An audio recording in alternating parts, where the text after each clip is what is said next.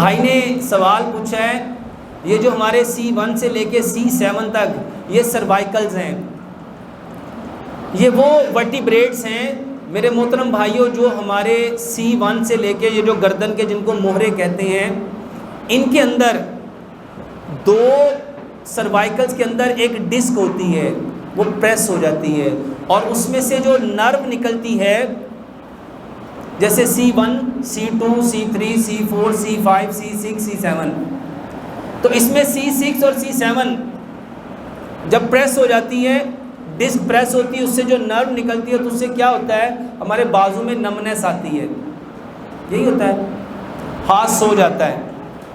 اس کا بہترین علاج، یہ جو میں نے کتاب لکھی نماز اینڈ ماڈرن میڈیکل سائنس، اس میں میں نے لوگوں کو بتایا کہ یہ جو سجدہ ہے، اگر لوگوں کو پتہ چل جائے کہ سجدے کے کتنے فائدے ہیں، لوگ ساری زندگی سجدے میں ہی۔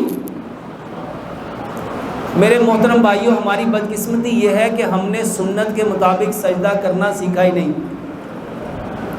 10 چیزیں ہیں سجدے میں۔ سب سے پہلی بات، جب سجدہ کرو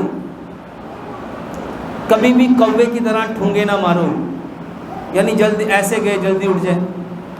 سجدہ کرنا ہے انتہائی اطمینان کے ساتھ، اور میں اکثر کہتا ہوں سجدہ لمبا کرو۔ دوسری بات، تم میں سے کوئی بھی سجدے میں اپنے بازو کتے کی طرح نہ پھیلائے، یہ بازو ایسے کر کے سجدہ کرنا، یہ میرے محترم بھائیوں نبی صلی اللہ علیہ وآلہ وسلم نے منع فرمایا۔ تیسری بات، سجدہ ایسے کرو کہ بغل کی سفیدی نظر آئے۔ چوتھی بات، سجدہ ایسے کرو کہ بکری کا بچہ یہاں سے گزرنا چاہے تو آرام سے گزر سکے۔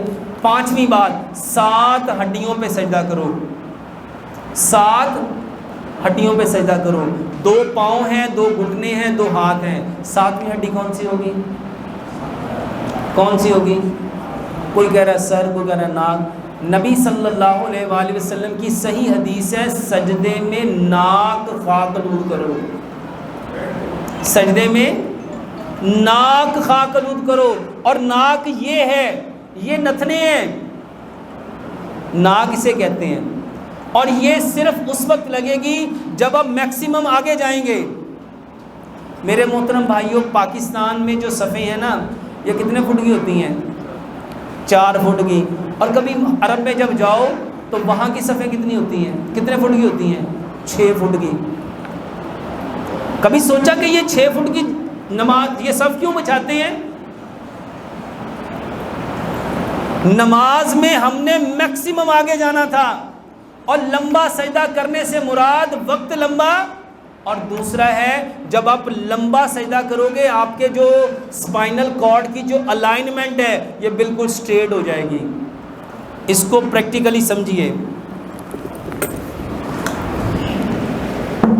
یہ دیکھو ہمارے ہاں سجدہ عموماً کیسے کیا جاتا ہے، ہمارے ہاں سجدہ یوں کرتے ہیں، ایسے ہی کرتے ہیں، لیکن جو اصل سجدہ ہے وہ ہے اپنے آپ کو آگے لے کے جانا۔ جب آپ اپنے آپ کو آگے لے کے جائیں گے اور آپ اپنے یوں رکھیں گے تو یہ چیز اس وقت لگے گی جب آپ میکسیمم۔ ہماری بدقسمتی یہ ہے کہ ہماری صف چھوٹی ہے، اور یہ ایک مونوپلی کے ذریعے صف چھوٹی کی گئی۔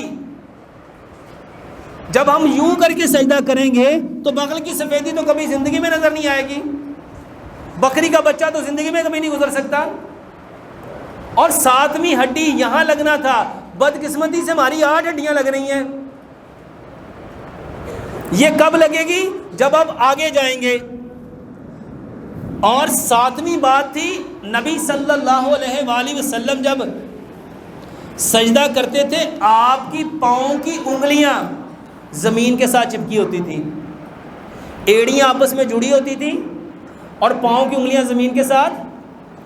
یہ جو بھائی کا سوال ہے نا میرے محترم بھائیوں، یہ جو سروائکل ہیں، اگر اس کے سارے مسئلے ٹھیک کرنا چاہتے ہو تو نماز میں پاؤں ملا کے سجدہ کرو، پاؤں کو آپس میں، پاؤں کی ایڑیوں کو، یہ پاؤں کی ایڑیاں آپس میں ملاؤ اور جو پاؤں کی انگلیاں اس کو پریس کرو۔ آپ جیسے ہی پاؤں کی انگلی پریس کرو گے یہاں پریشر آئے گا، اور جب یہاں پریشر آئے گا آپ کے سروائکل کی یہ C1 سے لے کے C7 کی الائنمنٹ سیدھی ہو جائے گی، اور اس کے درمیان جو ورٹیبریٹس ہیں نا، جو موریں ہیں، ان دو موروں کے درمیان ایک ڈسک ہے میرے محترم بھائیو، وہ کھل جائے گی، کیونکہ زمین میں فورس آف گریوٹی ہے، اس کا کام ہے ایوری اننیسیسری فورس کو اپنی طرف کھینچنا۔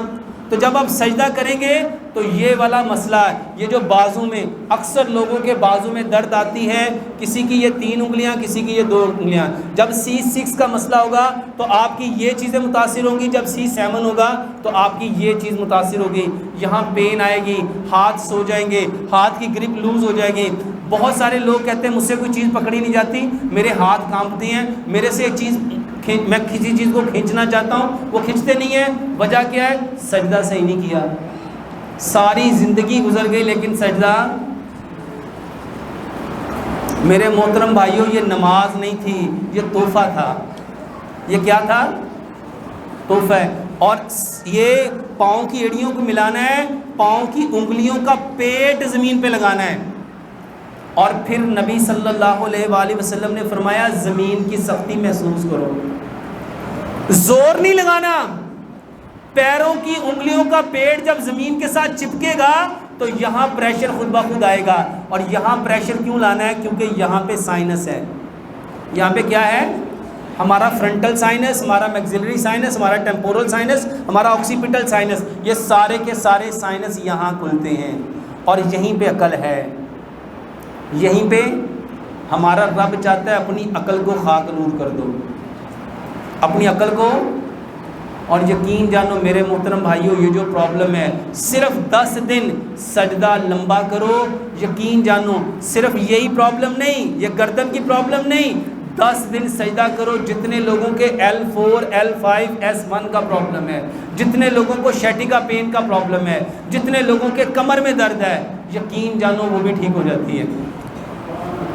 اور کسی بھائی